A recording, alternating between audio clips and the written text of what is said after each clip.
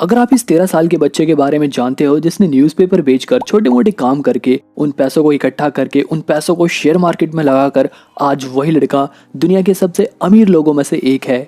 आप में से बहुत सारे लोगों को तो इनका नाम फटाक से याद आ गया होगा, वॉरेन बफे। इस उम्र में जहां बाकी बच्चे मौज मस्ती कर रहे थे, ये भाई साहब शेयर्स को खरीद कर उन्हें बेच रहे थे और आज यही लड़का दुनिया के सबसे अमीर लोगों की लिस्ट में 8वें नंबर पर आता है। कुछ समय पहले तक तो ये दुनिया की टॉप 3 सबसे अमीर लोगों में से एक थे। हालांकि कोविड में इन्होंने बहुत सारा पैसा डोनेट किया जिसकी वजह से ये इस लिस्ट में थोड़ा पीछे रह गए। अगर आप दुनिया के सबसे अमीर लोगों की लिस्ट उठाकर देखो तो उसमें आपको कोई भी सेलिब्रिटी या फिर कोई क्रिकेटर नहीं मिलेगा, जबकि फेमस सेलिब्रिटीज को मूवी में एक्टिंग करने के करोड़ों रुपए मिल जाते हैं। यहाँ तक कि जो एडवर्टीजमेंट से पैसा मिलता है वो अलग। विराट कोहली जैसे क्रिकेटर्स जिनकी ब्रांड वैल्यू बहुत ज्यादा है वो भी इस लिस्ट में बहुत दूर हैं। यहाँ तक कि रोनाल्डो, मेसी जैसे फुटबॉल प्लेयर जो किसी भी क्लब से खेलने के लिए कई मिलियन डॉलर्स ले लेते हैं, तब भी ये लोग इस लिस्ट में बहुत दूर हैं। इस अमीर लोगों की लिस्ट में 2 तरह के लोग सबसे ज्यादा होते हैं। पहले होते हैं बिजनेसमैन जो अपना खुद का बिजनेस करते हैं। दूसरे होते हैं इन्वेस्टर्स जो उन्हीं लोगों के बिजनेस में अपना पैसा इन्वेस्ट करते हैं। अब देखो, एक बिजनेसमैन को एक बिजनेस करने के लिए एक बढ़िया सा आइडिया चाहिए जिसके ऊपर वो कई साल मेहनत करता है, रिसर्च करता है। इसके बाद जाकर वो उस बिजनेस पर बहुत सारा पैसा लगाता है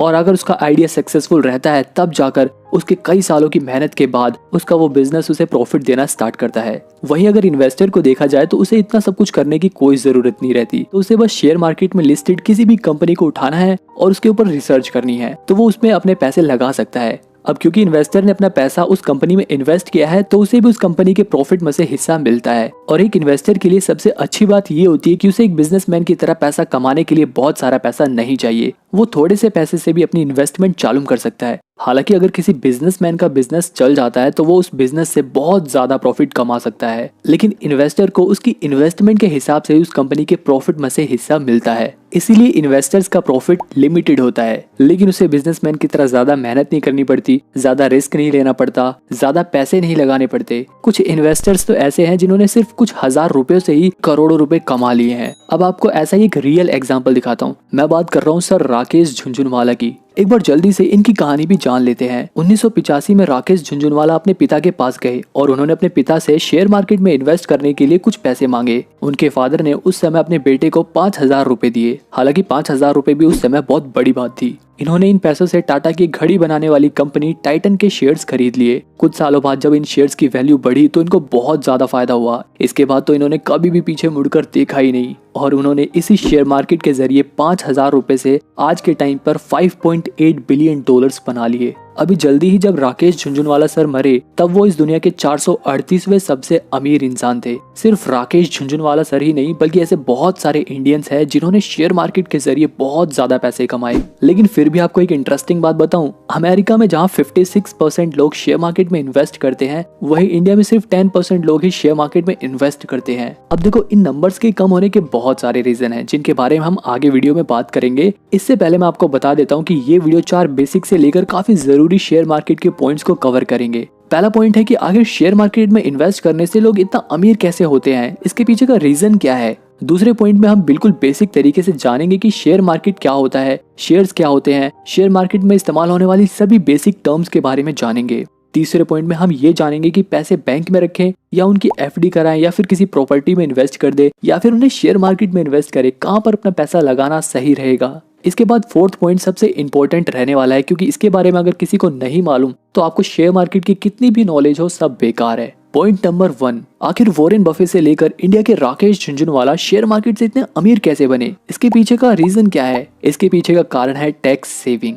इसे एक एग्जांपल से समझते हैं। सपोज करो ये है राजू। इसने 2021 में अडानी पावर लिमिटेड कंपनी के 1000 शेयर्स खरीदे जिनकी एक शेयर की वैल्यू लगभग 100 रुपए थी। यानी कि राजू ने टोटल 1 लाख रुपए इन्वेस्ट किए। एक साल बाद जब इन शेयर्स की वैल्यू 100 रुपए से 400 रुपए पहुंच गई तब इन्होंने अपने शेयर्स को बेच दिया। अब देखो, राजू के पास 100 रुपए का एक शेयर था और टोटल 1000 शेयर्स थे, यानी कि 1 लाख रुपए के शेयर्स थे। 2022 में जब वो 100 रुपए का शेयर 400 रुपए का हो गया तब उसकी 1 लाख की इन्वेस्टमेंट 4 लाख रुपए की हो गई। मतलब राजू को 1 लाख रुपए शेयर मार्केट में लगाने से 3 लाख का प्रॉफिट हुआ, वो भी सिर्फ 1 साल से थोड़े से ज्यादा समय में। अब राजू अगर अपने इन शेयर को ठीक 1 साल बाद बेचता है तो उसका ये profit long term capital gain के अंदर आता है और लॉन्ग टर्म कैपिटल गेन पर 2018 तक तो कोई भी टैक्स देना ही नहीं पड़ता था। मतलब ये टोटली टैक्स फ्री रहता था। जितना आपका प्रॉफिट है आप अपने घर ले जाओ, सरकार एक भी रुपया नहीं लेती थी। लेकिन बाद में गवर्नमेंट ने अपनी कमाई करने के लिए इस पे 10% का टैक्स लगा दिया। अब अगर इस हिसाब से देखा जाए तो 3 लाख के ऊपर 10% टैक्स 30,000 रुपए होता है। एक आम आदमी की सैलरी लगभग 20 से 25,000 रुपए होती है। इंडिया में तो कई लोगों की सैलरी शायद इससे भी कम हो। यहाँ पर राजू के पैसे ने उसे एक आदमी की पूरे साल भर की कमाई, पूरे साल भर की सैलरी जितना पैसा खुद ही कमा कर दे दिया। इसी तरीके को कहते हैं अर्न मनी फ्रॉम मनी। लेकिन ये तो सिर्फ एक छोटा सा रिटर्न है। सपोज करो अगर राजू अपने पैसे को 10-15 साल तक उसी कंपनी में इन्वेस्ट करके रखता है तो हो सकता है जो शेयर आज 400 रुपए का है वो अगले 10-15 सालों में 4,000 रुपए का हो जाए।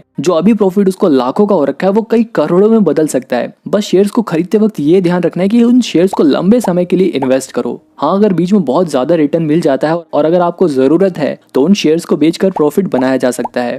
आप सोच रहे होंगे कि यार ये तो हमें भी पता है कि शेयर से बहुत पैसे कमाए जा सकते हैं, लेकिन प्रॉब्लम तो यही है ना कि हमें शेयर मार्केट के बारे में कुछ भी नहीं पता, तो हम सही शेयर्स कैसे चुनेंगे। पार्ट 2 में हम यही सारी बेसिक लेकिन बहुत ही इंपॉर्टेंट चीजों के बारे में जानेंगे। अब देखो शेयर मार्केट क्या है। अगर मैं आपको सबसे सरल भाषा में बताऊं तो शेयर मार्केट बिल्कुल हमारे आसपास लगने वाली लोकल बाजार यानी कि मार्केट की तरह ही है। जैसे हम बाजार में जाकर सब्जियां खरीदते हैं वैसे ही लोग शेयर मार्केट में जाकर शेयर्स को खरीदते हैं। लेकिन अब तो ऐसा हो गया कि आपको शेयर खरीदने के लिए कहीं जाना नहीं पड़ता। आप घर बैठे बैठे ही ऑनलाइन अपने मोबाइल से शेयर्स को खरीद सकते हो और उन्हें बेच भी सकते हो। अब सब्जियों की मंडी यानी कि सब्जी मंडी तो आपको हर गली चौराहे पर मिल जाती है, लेकिन शेयर बाजार यानी कि शेयर मार्केट आपको हर जगह नहीं मिलेगी। ये इंडिया में सिर्फ 2 ही है। पहली है नेशनल स्टॉक एक्सचेंज NSE, दूसरी है बॉम्बे स्टॉक एक्सचेंज BSE।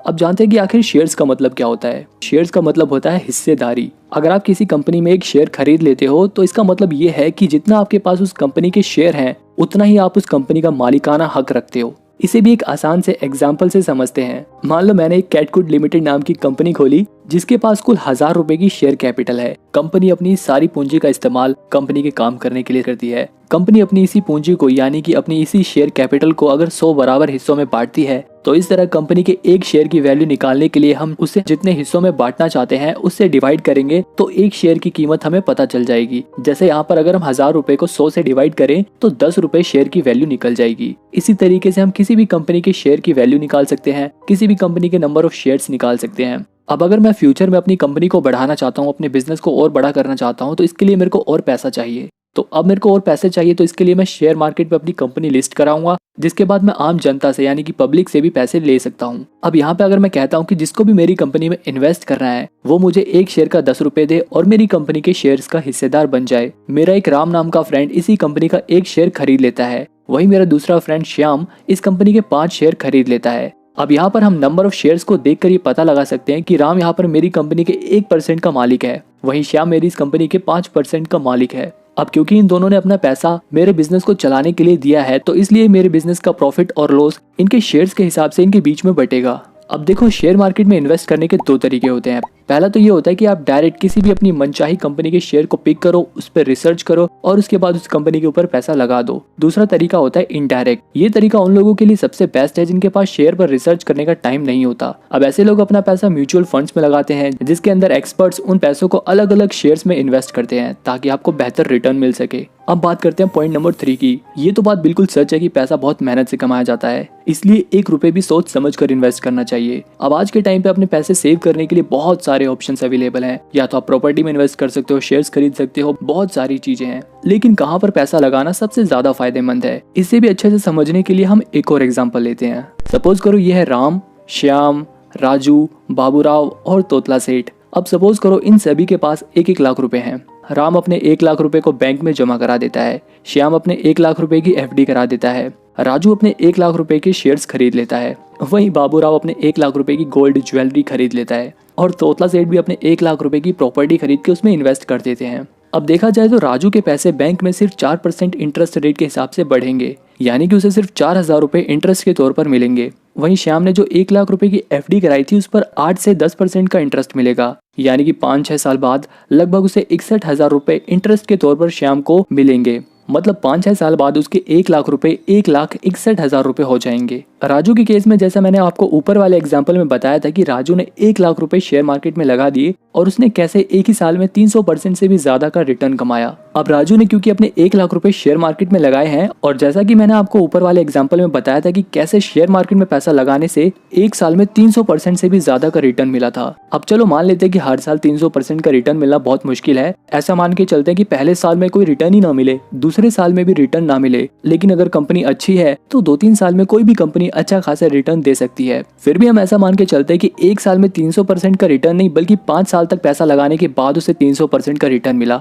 मतलब उसके 1 लाख रुपए 5 साल बाद 4 लाख रुपए हो जाएंगे। वहीं बाबू राव के केस में देखा जाए तो उसने 1 लाख रुपए अपने गोल्ड में जो इन्वेस्ट किए हैं तो गोल्ड का रेट यूजुअली 5% के रेट से ही बढ़ता है। वहीं तोतला सेठ के केस में देखा जाए तो वैसे तो प्रॉपर्टी में इन्वेस्ट करने के लिए बहुत ज्यादा पैसे चाहिए होते हैं, लेकिन अभी के लिए सिर्फ तोतला सेठ 1 लाख रुपए में किसी सस्ती जगह को देखकर वहाँ की जमीन खरीद लेते हैं। बाकी जब उन्हें उनके 25 लाख रुपए मिल जाएंगे तो वो उसे किसी अच्छी जगह प्रॉपर्टी में इन्वेस्ट कर देंगे। लेकिन अभी के लिए देखा जाए तो 1 लाख रुपए की प्रॉपर्टी की वैल्यू बढ़ने में कई साल लग जाएंगे और हो सकता है कि 1-2 साल या फिर 5 साल तक तो उस प्रॉपर्टी की कोई वैल्यू बढ़े ही ना, और अगर बाई चांस बढ़ती भी है तो कुछ ज्यादा नहीं बढ़ेगी, सिर्फ 5 से 10% के रेट के हिसाब से ही बढ़ सकती है। अब अगर इन सभी के रिटर्न के हिसाब से देखा जाए तो 5 साल बाद सबसे ज्यादा प्रॉफिट होगा राजू को, क्योंकि उसने शेयर मार्केट में इन्वेस्ट किया। और रिस्क के हिसाब से देखा जाए तो शेयर मार्केट के अलावा बाकी सब में कंपैरेटिवली बहुत कम रिस्क है। अब इसमें एक और इम्पोर्टेंट फैक्टर नोट करने वाला है नॉलेज। शेयर मार्केट में इन्वेस्ट करने के लिए आपको थोड़ी बहुत नॉलेज होना जरूरी है। शेयर्स के ऊपर रिसर्च करना जरूरी है। आपको ये पता लगाना आना चाहिए, ये एनालिसिस करना आना चाहिए कि कौन सी कंपनी के शेयर फ्यूचर में ग्रो करने वाले हैं। जैसे कि शुरुआत में मैंने एग्जांपल दिया था कि राकेश झुनझुनवाला सर ने अपनी नॉलेज और एनालिसिस के हिसाब से टाइटन के शेयर चुने थे जिनकी वैल्यू फ्यूचर में कई गुना ज्यादा बढ़ गई थी। ऐसा इसलिए हुआ क्योंकि उनका एनालिसिस बिल्कुल सटीक था। इसी तरह से आज हम एनालिसिस करके किसी भी एक सही कंपनी के शेयर को पिक कर लेते हैं तो वो हमें फ्यूचर में करोड़पति बना सकती है। लेकिन अगर कोई कहता है कि यार मैं तो इतना पढ़ा लिखा नहीं हूँ, मुझे तो शेयर मार्केट की नॉलेज ही नहीं है, या फिर अगर कोई ऐसा कहे कि मेरे पास तो रिसर्च करने का टाइम ही नहीं है, तो ऐसे लोग म्यूचुअल फंड में इन्वेस्ट कर सकते हैं। म्यूचुअल फंड्स भी बहुत तरीके के होते हैं जिनमें शेयर्स के मुकाबले कंपैरेटिवली कम रिस्क होता है। अब क्योंकि रिस्क कम होता है इसलिए रिटर्न भी कम होता है, और शेयर मार्केट में रिस्क ज्यादा होता है तो वहाँ पे रिटर्न भी ज्यादा मिल सकता है। अब ये आपके ऊपर डिपेंड करता है कि आप अपने पैसे कहाँ इन्वेस्ट करते हो। बस बैंक अकाउंट में ज्यादा पैसे कभी भी नहीं रखने चाहिए, क्योंकि बैंक अकाउंट में रखे पैसे हमारे कभी भी बढ़ते नहीं है, बल्कि इन्फ्लेशन की वजह से उनकी वैल्यू हमेशा कम ही होती है। अब अगर आप शेयर मार्केट में या म्यूचुअल फंड में इन्वेस्ट करते हो तो क्यों करते हो, और अगर नहीं करते तो क्यों नहीं करते, मुझे कमेंट में जरूर बताना। 4th पॉइंट है रियलिटी ऑफ स्टॉक मार्केट। अगर आप कभी शेयर मार्केट में इन्वेस्ट करते हो तो इस पॉइंट को हमेशा याद रखना। शेयर मार्केट बिल्कुल जादू की तरह है, जो रातों रात किसी को भी करोड़पति बना सकता है तो किसी को भी बिल्कुल रोड पर ले आता है। ऐसे बहुत से लोग हैं जिन्होंने शेयर मार्केट में पैसा लगाया और आज वो दुनिया के सबसे अमीर लोगों में से एक है। लेकिन ऐसे भी बहुत सारे लोग हैं जो करोड़पति से एकदम कंगाल हो गए हैं। इसका सबसे बेस्ट और रियल एग्जांपल है रिलायंस कैपिटल का शेयर। 2 जनवरी 2007 में रिलायंस कैपिटल का शेयर 704 रुपए का था और 6 अगस्त 2007 में रिलायंस कैपिटल के शेयर की वैल्यू 2161 रुपए हो गई। मतलब 8 महीने में ही इस शेयर की वैल्यू 300% से भी ज्यादा रेट से बढ़ी थी। इस टाइम पीरियड के बीच में जिन लोगों ने अपने पैसे लगाए थे वो लोग करोड़पति बन चुके थे। लेकिन इसके बाद शुरू होता है शेयर के वैल्यू के गिरने का सिलसिला। अगले 2-3 महीने तक लगातार इस शेयर की वैल्यू गिरती रहती है और अगस्त में जो शेयर 2100 रुपए का था उसकी वैल्यू अक्टूबर 2018 तक आते आते 400 रुपए हो गई थी। मतलब 3 महीने में ही 500% की वैल्यू गिर गई थी। और इतना ही नहीं, इसके बाद इस शेयर की वैल्यू गिरते गिरते आज के टाइम पे इस शेयर की वैल्यू लगभग 16 रुपए हो गई है। मतलब अगर इस शेयर ने कई लोगों को करोड़पति बनाया तो ये बात भी बिल्कुल सच है कि इसी शेयर ने बहुत सारे लोगों को कंगाल भी कर दिया। हालांकि इस लॉस को देखकर ये सोचने की बिल्कुल भी जरूरत नहीं है कि शेयर मार्केट हमारे लिए नहीं है। अगर हमने भी अपना पैसा लगाया तो हमारे भी पैसे डूब जाएंगे। लेकिन देखो ऐसा बिल्कुल भी नहीं है। यहाँ पर मैक्सिमम इन्वेस्टर ने अपने शेयर को सही टाइम पर सेल कर दिया होगा जिसकी वजह से उन्हें कम लॉस हुआ होगा। और ऐसे ही सिचुएशन में इन्वेस्टमेंट का सबसे बड़ा रूल काम आता है, don't put your all eggs in one basket. मतलब कभी भी अपने पैसे सिर्फ एक कंपनी के शेयर खरीद कर और उस कंपनी के सक्सेस के ऊपर डिपेंड नहीं रहना चाहिए, बल्कि अपनी इन्वेस्टमेंट को अलग अलग शेयर में इन्वेस्ट करके अपने पोर्टफोलियो में वैरायटी लाकर इन्वेस्टमेंट करनी चाहिए। और ये भी जरूरी नहीं है कि आप अपने सारे पैसे शेयर मार्केट में इन्वेस्ट करो। कुछ पैसे से आप गोल्ड खरीद सकते हो, कुछ पैसे को आप प्रॉपर्टी में भी इन्वेस्ट कर सकते हो, कुछ पैसों को आप म्यूचुअल फंड में लगा सकते हो। इसके अलावा हमेशा ये ध्यान रखें कि शेयर्स को लंबे समय के लिए खरीदने के अलावा समय समय पर उन कंपनीज के फंडामेंटल्स को चेक करते रहना चाहिए। ये देखते रहना चाहिए कि कहीं कंपनी में कोई गड़बड़ तो नहीं हो रही, और जैसे ही आपको कोई गड़बड़ नजर आती है तो आप अपने शेयर्स को सही टाइम पर बेचकर फ्यूचर में होने वाले लॉस से बच सकते हो। लेकिन ये गड़बड़ पता कैसे चलेगी? ये कैसे पता चलेगा कि कौन से शेयर फ्यूचर में ग्रो करेंगे, कहाँ पर पैसा लगाना सही है, कहाँ पर पैसा लगाने में रिस्क कम है? तो ऐसे कौन से शेयर है जहाँ पर कम पैसे लगाकर भी आप ज्यादा रिटर्न कमा सकते हो? ये सब जानने के लिए काम आता है फंडामेंटल एनालिसिस। जैसे कि कंपनी अगर लार्ज कैप है तो उसमें बहुत कम रिस्क होता है, अगर कंपनी मिड कैप है तो उसके अंदर ठीक ठाक रिस्क होता है, और अगर कोई कंपनी स्मॉल कैप है तो उसके अंदर रिस्क ज्यादा होता है। हालांकि प्रॉफिट के साथ भी ऐसा होता है, जहां पर रिस्क ज्यादा है वहां पर प्रॉफिट भी बहुत ज्यादा होता है, और जहां पर रिस्क कम है वहां पर प्रॉफिट भी कम ही मिलता है। और किसी भी शेयर में इन्वेस्ट करने से पहले आप उसके पी रेशियो को देख सकते हो। पी रेशियो को देखकर ये पता लगाया जाता है कि किस कंपनी में कम पैसे लगाकर भी आप ज्यादा रिटर्न कमा सकते हो। अगर आप ये सब सीखना चाहते हो, कंपनीज के बाकी फंडामेंटल को चेक करके ये कैसे पता लगा जाता है कि कौन से शेयर फ्यूचर में ग्रो करेंगे, कहां पर पैसा लगाने से आपको प्रॉफिट होगा, ये सब जानने के लिए, फंडामेंटल एनालिसिस सीखने के लिए आप मेरी ये वाली वीडियो देख सकते हो। इस वीडियो में मैंने बड़े ही आसान तरीके से फंडामेंटल एनालिसिस को समझाया है। वीडियो पसंद आई हो तो वीडियो को लाइक करके चैनल को सब्सक्राइब कर लो।